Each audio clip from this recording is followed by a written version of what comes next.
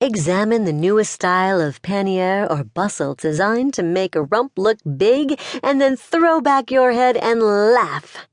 Nature endowed you handsomely in posteriority. You used to rue her for this. But now, ho ho! Tisk at the advertisements offering cures to fatten ladies up.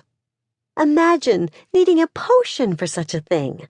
Bosom-growing cream? No need. Your own fine flesh can fill out the generous girth of your corset's bust quite sufficiently. Finally, your day has come, a time when men worship a woman of curves and flesh, where to be well-fed and sedentary is a mark of health and wealth. Finally, fat is in fashion. Yes, my little dumpling, get all of that rejoicing out of your system. Deep breath now, my girl. I'm so sorry. It's not true. Fat isn't fashionable in this century. In fact, since beauty adheres to such a narrow standard during this time, it's probably more deplored than in the 21st. It's plumpness, dear one. A very specific, healthy, youthful plumpness that is adored here. No one wants to look heroin chic in this era, that much is correct.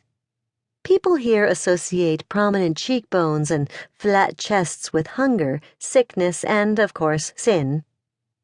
Remember Mrs. A. Walker, writer of Female Beauty as Preserved and Improved by Regimen, Cleanliness, and Dress?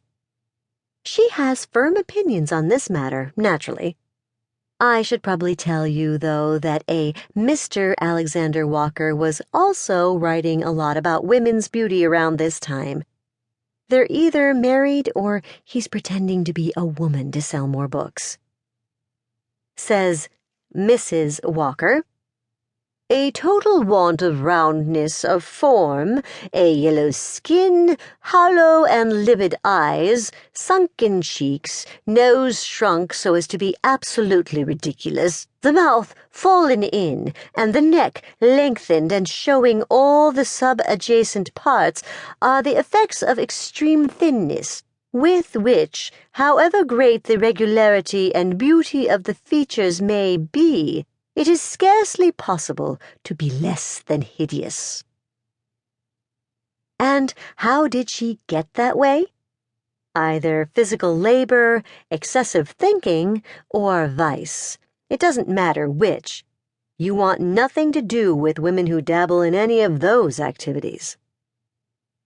More frequently, however, it is owing to violent or long-continued exercise or labor, to bad choice of food, salt, spiced or bitter, to unwholesome water, to indulgence in vinous or spirituous liquors, to hot and dry air, to excessive mental application, to violent or sorrowful passions, to abandonment to pleasures, protracted vigils, and see.